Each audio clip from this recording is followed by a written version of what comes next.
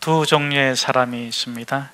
하늘이 열린 사람이 있고 하늘이 닫힌 사람이 있습니다. 하늘이 닫힌 사람은 일이 잘 되는 것 같은데 망하고, 좋은 축복과 좋은 선물과 건강을 누리고 있는 것 같은데 결국은 꺾어지고 무너지고 패망하고 맙니다. 살아있으나 죽은 자여, 마침내 지옥에 던져져서 슬피 울며 이를 가는 삶이지요. 반면에 하늘에 열린 사람은 어떻습니까? 일이 잘못되는 것 같은데 잘 되고, 고난을 받고 아프고 괴롭고 힘들어 했는데 그것이 변화해서 축복이 되고 은혜가 되고, 환난과 저주와 죽음 가운데 몸부림치면서 살았던 것 같은데 그 모든 것들이 어우러져서 모자이크처럼 맞춰져서 아름답고 거룩하고 완전한 복락을 누리는 참으로 신비스러운 삶을 살아가게 됩니다. 여러분들은 어떤 사람입니까? 하늘이 열린 사람입니까? 아니면 하늘이 닫힌 사람입니까? 인간은 모두 다 하늘이 닫힌 상태에서 태어납니다. 캄캄한 모태에서 죽음으로 태어나죠. 살아있으나 죽음이 예약된 자입니다. 그런데 세 단계를 거치면서 그 하늘이 닫혔던 자에게 하늘이 활짝 열리게 됩니다. 그 세 단계는 바로 오늘 본문의 말씀의 중요한 내용인데, 첫째는 결핍, 두 번째로는 자족, 세 번째로는 충만한 단계에 이를 때 하늘이 열리며 하늘의 소리가 있어서 이르되 이는 나의 사랑하는 아들이요 나의 기뻐하는 자다. 여러분들은 어느 단계에 머물러 있습니까? 이솝 우화에 보면 여우와 신포도 이야기가 나오죠. 여우가 하루는 산책을 가다가 아주 맛있는 포도를 발견했습니다. 너무 먹고 싶습니다. 탐스럽고 보암직하고 먹음직하고 정말 맛있을 것 같습니다. 그런데 그 포도가 그만 높이 달려 있습니다. 아무리 껑충껑충 뛰어도 포도를 딸 수가 없습니다. 그렇게 화가 나기도 하고 절망스럽기도 한 여우가 체념하면서 돌아서면서 한마디를 딱 남깁니다. 남들 다 들으라고. 저 포도는 신포도야.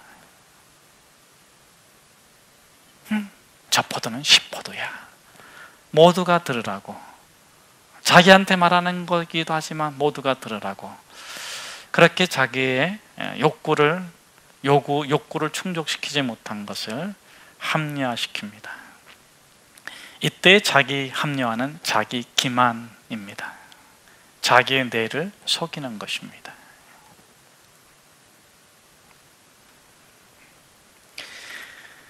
그렇게 먹고 싶어가지고 껑충껑충 뛰었는데 그걸 못하니까 자기 합리화를 합니다.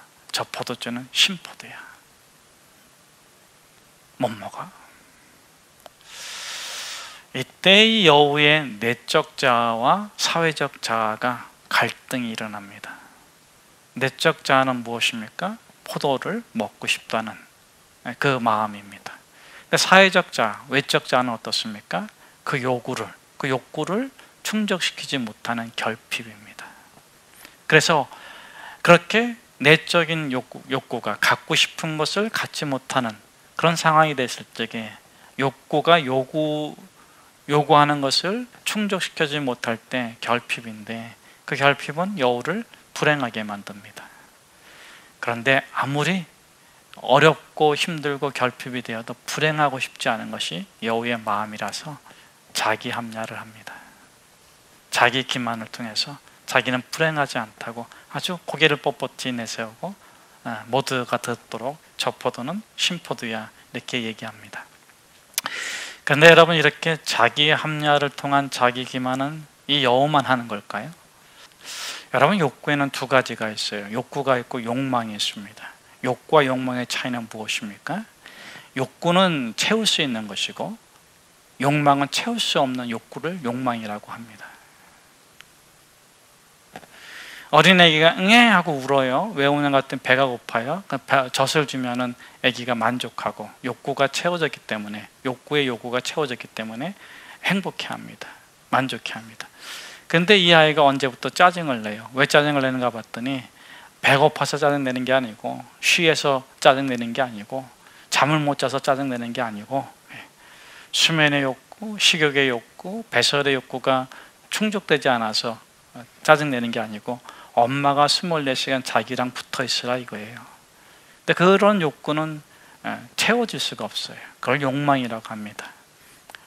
그런 것 중에 하나가 인정받고자 하는 욕구. 우리는 인정받으면 좋아하는데 그것은 받으면 받을수록 더 받고 싶어요. 그러니까 인정을 받아서 그 순간은 채워지지만 더 하기 때문에 욕망이 되는 것입니다. 인간이 채울 수 없는 욕구가 욕망인 것입니다. 그래서 채우기보다는 절제를 통해서 자신의 행복을 추구하는 것이 이 세상의 원리이고 창조의 원리에 따른 세상의 원리입니다. 그렇게 산 사람이 누굽니까? 우리가 잘 알고 있는 것처럼 디오게네스와 알렉산더의 일화를 통해서 잘 알고 있는 것처럼 디오게네스죠. 여러분, 디오게네스는 포도주통, 나무통에서 자기 집을 갖고 살았습니다. 그런 철학자이고 또 지혜자이기도 한데, 그런데 그가 전 재산이라고 하는 뭐냐면은 자기 표주박, 물 떠먹는 컵, 그거 하나가 전 재산이었어요. 근데 어느 날 이렇게 보니까 개가 물을 먹는데 핥아 먹는 거예요. 그걸 보고 자기가 전 재산이었던 물컵을 버렸습니다. 그리고 그 다음부터는 개를 자기 스승으로 삼아서 살았다, 뭐 그렇게 전해지고, 사람들이 오면 내 스승이 개다 그렇게 얘기했다, 도구라고 이렇게 소개도 하고 그랬다고 합니다. 그런 그에게 알렉산더가 대왕이 어느 날 찾아와 가지고 거만하게 오만하게 물어보잖아요. 어디 가십니까? 인도를 정복하러 간다. 왜 정복하러 갑니까? 정복하고 나서 편히 쉬려고. 디오게네스가 저는 지금 편히 쉬고 있는데. 또 다른 대화에서 내가 너한테 뭘 해주면 좋겠냐? 아주 거만하고 오만하게 전 세계 가장 최고의 권력자이자 가장 많은 걸 소유한 이 알렉산더가 디오게네스한테 내가 너한테 뭐 주면 좋겠냐? 이렇게 물어봤어요. 너 소원이 뭐냐? 나라의 절반이라도 줄 것처럼 저한테 좀 그렇게 물어보는 사람이 있으면 좋겠습니다. 저는 아주 그냥 몇 가지 정해놓은 게 있어요. 그랬더니 디오게네스가 뭐라고 말합니까? 정말 내가 원하는 걸 주시겠습니까? 그래, 너 뭐든지 원해봐라, 말해봐라. 그랬더니 마침 그 햇볕을 쬐고 있는데 알렉산더가 햇볕을 가리고 있는 상태라서 나는 햇볕을 쬐고 싶은데 좀 비켜주세요. 그가 내면적으로 원하는 것과 내적인 자아와 사회적으로 갖기를 원하는 것, 사회적 자아가 일치가 되어 있어요. 디오게네스는 참 행복한 사람 아닙니까? 그런 디오게네스를 바라보면서 알렉산더가 뭐라고 얘기합니까? 내가 만일 알렉산더가 아니라면 나도 디오게네스가 되고 싶다. 여기서 나타나는 알렉산더는 어떤 상태입니까? 자신이 원하는 내적인 자아가 원하는 것과 사회적 자아의 괴리, 분리가 되어 있는 상태. 그래서 괴로운 거예요. 세상을 다 정복한 것 같지만 내면에 만족함이 없고 채워짐이 없고 괴롭고 힘들고 끊임없이 더 원하는 욕망으로 인해서 더 인정받고 싶고 더 소유하고 싶고 더 높아지고 싶고 더 많은 것을 갖고 싶은 그 욕망으로 인해서 괴로워하고 있는 이 알렉산더의 모습을 우리가 보게 됩니다. 여러분, 알렉산더가 그런 디오게네스를 보고 내가 알렉산더가 아니라면 나도 디오게네스가 되고 싶다 이렇게 말했을 적에 디오게네스가 뭐라고 말했는지 아십니까? 이렇게 전해지고 있습니다. 만일 내가 디오게네스가 아니라면 나도 디오게네스가 되고 싶다. 자신이 원하는 것, 절제를 통해서, 욕망의 절제를 통해서 자기의 내적 자아가 원하는 것과 사회적 자아가 원하는 것을 일치시킨 디오게네스의 결정적인 말입니다. 그런 창조 원리를 따라서, 세상의 원리를 따라서 정말 행복하게 살았습니다. 그러나 그렇게 내적 자아와 외적 자아가 일치가 된 이 디오게네스도 참 자아를 찾지는 못했습니다. 여러분, 참 자아란 무엇입니까? 디오게네스가 그렇게 이 땅에서는 행복하게 잘 살았는지 모르지만 그도 죽음 안에 갇혀서 죽음을 벗어나지 못했고 현세에 갇혀서 내세로 연결되지 못했습니다. 왜 그렇습니까? 참 자아를 찾지 못했기 때문에 그래요. 여러분, 참 자아는 어떻게 찾아지는 것입니까? 원리를 따라 살아갈 때 찾아지는 것이 아니라 진리를 만날 때 찾아지는 것입니다. 오늘 그래서 그 참자를 얻기 위해서 광야에서 외친 소리가 있습니다. 약대 털옷을 입고 석청을 먹으면서 광야에서 살았던 한 선지자가 소개되어지고 있습니다. 그게 누굽니까? 세례 요한입니다. 여러분, 세례 요한은 내적 자와 외적 자, 자신이 내면적으로 원하는 것과 사회적으로 얻고 싶은 것하고 일치를 이룬 사람이에요. 그래서 그가 광야에서 외치면서 요단강에 세례를 베풀 때 많은 백성들이 와서 세례를 그에게 받았습니다. 바리새인들이 왔을 때 외적 자와 내적 자가 가장 괴리되어 있는 그렇게 회칠한 무덤과 같은 바리새인들이 왔을 적에 이 세례 요한이 뭐라고 말합니까? 이 독사의 자식들아, 너희가 임박한 진노를 피할 줄 생각하느냐? 아주 그냥 이 독서를 포보됩니다. 왜냐하면 이 세례 요한은 그들을 간파한 거예요. 그들의 외식 속에, 그들의 형식 속에, 그들의 겉모양 속에 감춰져 있는 그들의 거짓되고 헛되고 좌절하고 분노하고 참 행복을 얻지 못하는 그들의 내면을 간과한 것이 아니라 간파했습니다. 그래서 그들의 내면을 아주 전곡을 찔러주는 거죠. 너희 저주받았으니까 가라 이런 게 아니라 너희들이 그렇게 자꾸 포장하고 화장하고 분장해서 감추려고 하는 그것 안에서 죽은 송장처럼 살지 말고 헛되고 거짓된 것들을 깨트리고 버리고 진정한 하나님의 율법의 말씀처럼 너희들의 내면이 너희들의 겉모양과 일치를 이룰 수 있도록 너희가 성장하고 변화되어야 된다. 그것을 아주 직설적으로 얘기하는 것이죠. 그렇게 세례 요한이 그 자기에게 오는 바리새인들에게 아주 독서를 퍼부었을 적에 오히려 그들은 끔찍끔찍하면서도 자기들의 마음에 뉘우침이 있었습니다. 세례 요한을 목베어 죽인 헤롯도 그렇잖아요. 자, 다시 말해서 이 세례 요한은 그렇게 디오게네스와 같은 내적인 자아와 외적인 자아가 일치를 이룬 속과 겉이 똑같은 사람입니다. 그러나 그가 그렇게 창조의 원리를 따라 세상의 원리를 따라 진정 자신감이 넘치고 충만하고 행복한 삶을 살았지만 그럼에도 불구하고 이 사람이 진리를 만나기를 원해요. 왜? 참된 자아를 찾기 위해서. 왜? 이 죄와 사망과 어둠에 갇혀가지고 죽는 이 현세로 끝나는 이 죽음에서 벗어나서 영생을 얻기 위해서. 그래서 그가 뭐라고 얘기합니까? 나는 메시아가 아니다. 여러분, 요즘 이 한국 사회의 문제가 뭡니까? 종교를 통해서 전능자가 되려고 하는 게 문제고, 신앙을 통해서 메시아가 되려고 하는 게 문제고, 이 하나의 인간이 마치 자신이 무호한 인간처럼 행동하려고 군림하려고 하는 것이 문제가 아니겠습니까? 신앙을 통해서, 종교를 통해서, 형식을 통해서 그런 인간의 그런 헛되고 거짓된 것을 다 감추고 마치 전능자처럼 메시아처럼 행하려고 하는데 이 종교적인 위험이 있고 신앙적인 위험이 있는 것입니다. 우리는 그런 걸 다 깨트려야 됩니다. 날마다 우리가 가슴을 치면서 십자가 앞에서 자복하고 회개하고 우리가 사회에 나가서 그래도 인간답게 모습을 갖춰야 되겠지만 우리가 이 성전에 와서 말씀 앞에 서서 예수 그리스도 앞에 서서 십자가 앞에 서서 여러분, 우리 내면에 그 헛되고 거짓되고 그 욕된 것들을 끊임없이 내어놓고 하나님께 간절히 기도해서 하나님께서 우리에게 은혜를 주시고 그리스도의 보혈로 우리를 닦아주시기를 우리가 정말 기도하고 그것이 예배고 그것이 묵상이고 그것이 찬양이 아니겠습니까? 이 세례 요한이 뭐라고 말합니까? 나는 메시아가 아닙니다. 내 뒤에 오시는 분이 메시아입니다. 여러분, 내가 물로 세례를 주지만 그분이 오셔서 여러분이 성령 세례를 받아야 됩니다. 그때 여러분들은 참된 자아를 찾는 진정한 인간, 죄와 사망의 권세를 이기고 저주를 이기고 고난과 환난과 그 모든 것을 겪을지라도 하나님께서 택하신 자로 온전케 하나님의 형상과 모양을 회복하는 진정한 사람으로 거듭날 겁니다. 나는 그분을 기다리고 있습니다. 그분이 오셔야 됩니다. 그렇게 이 요단강에서 외쳤던 것이 아니겠습니까?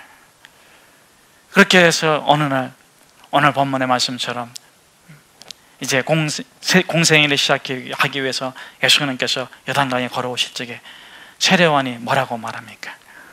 요한복음에 보면 이렇게 말하고 있습니다. 보라, 세상 죄를 지고 가는 하나님의 어린 양이다. 저분이 우리의 모든 인류의 모든 죄를 사하시고 저주와 사망의 권세에서 우리를 해방시켜 주실 메시아이다 하는 것을 알아본 것입니다. 그 예수님께서, 그 메시아께서 오늘 요단강 세례 요한 앞에 와가지고 뭐를 받으시려고 합니까? 여러분, 뭐를 받으시려고 하는 겁니까? 응? 죄인들이 받는 세례를 받으시려고 하는 거예요. 여러분, 그분이 메시아입니다. 그 길을 가는 것이 그리스도인들입니다. 그렇게 자신을 낮출 적에 그때 어떤 일이 일어납니까? 하늘이 열려요.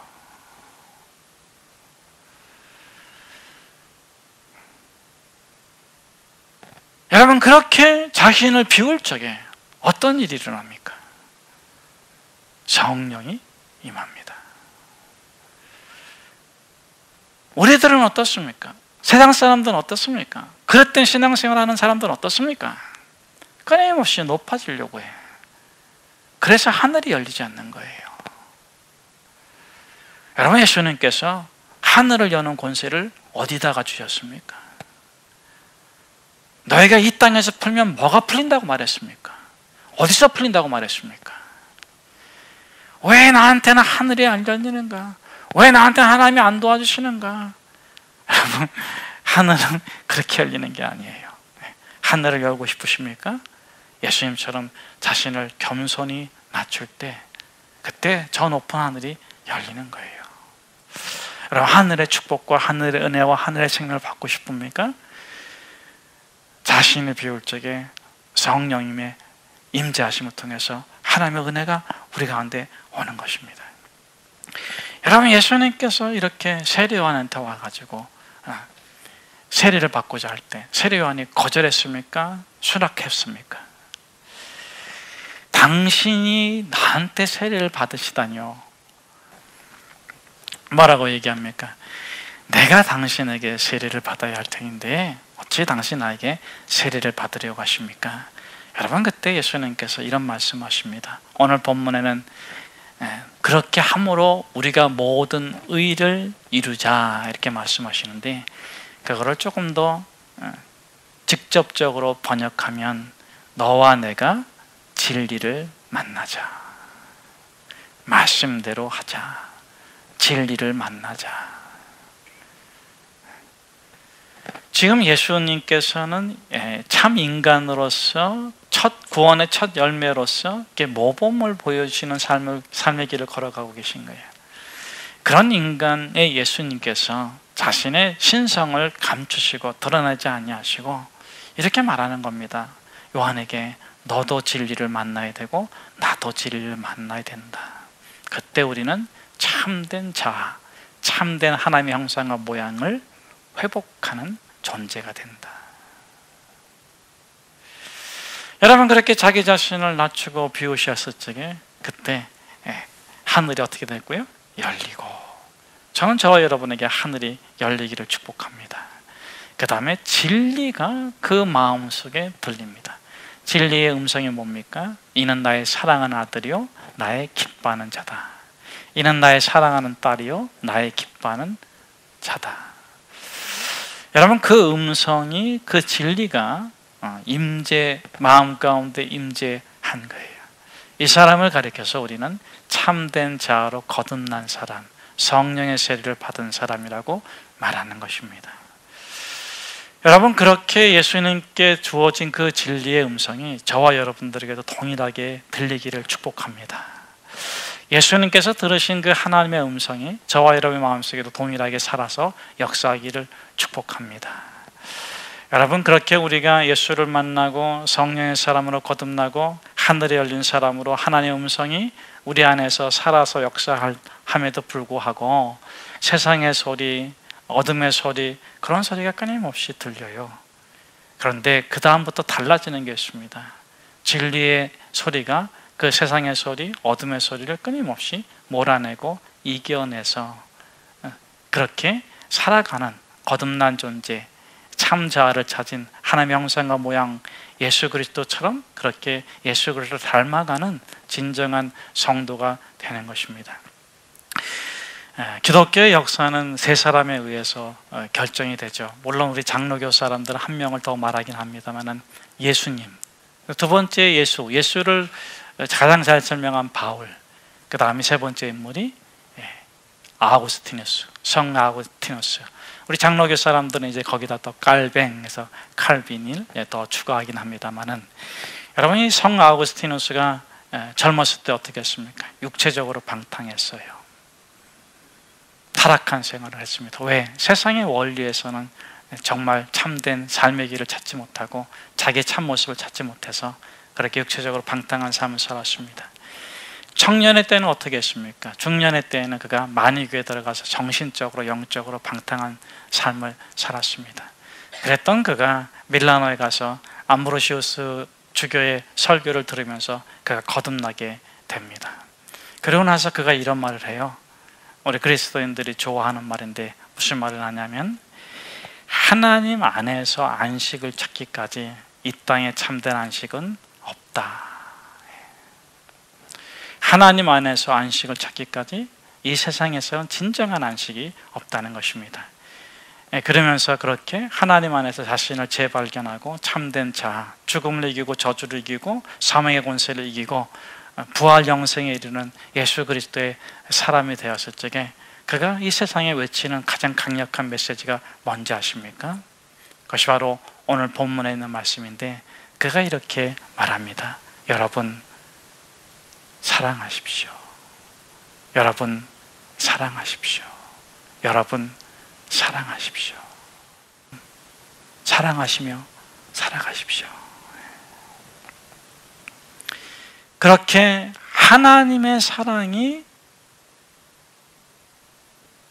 그 진리의 말씀이 우리 안에서 끊임없이 죄와 사망과 어둠과 이 모든 것들을 십자가의 은혜로 그렇게 용서하고 치료하고 회복할 적에 그때 일어나는 것이 무엇이냐? 기쁨입니다. 거룩한 기쁨. 외적인 요건이나 조건에 의해서 슬퍼하기도 하고 기뻐하기도 하고 이런 게 아니라,